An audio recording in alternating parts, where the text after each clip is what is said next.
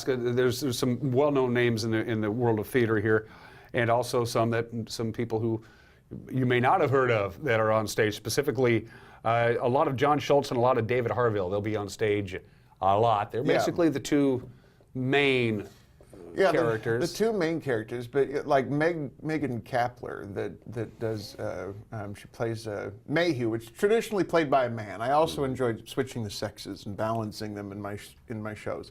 And she's on stage the entire time in the second act, and the third act, really, but she doesn't say anything in the second act. You just get to watch her act and listen and react, and sometimes I just find myself watching her, because she's so good at just listening. But we have, Mr. Leonard Vole is accused of the murder of a lady friend of his, Miss Emily French, and goes to plead his case to Sir Wilfrid.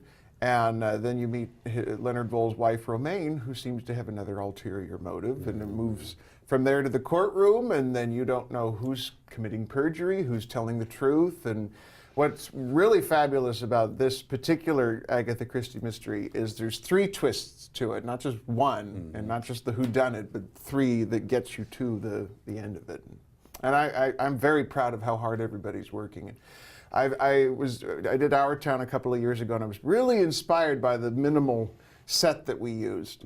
And so this stage only has rehearsal cubes and a couple of chairs on it. There's no elaborate set. If you saw the original specs, I don't know how they did it unless it was a revolving set. But I just wanted the actors vibrant, the costumes vibrant, and let the audience use their imagination in that beautiful little black box area. It's a period piece. So what's the time when 1950s. 1950s. So is everybody going to be talking in a British accent? Or? Yes, most of them. Okay, you can pull it off. Yeah, because I'm of the school of if you can't do it, don't do it. And one was a little shaky, but fortunately it works that her character could be American. And so I thought, why not just be American?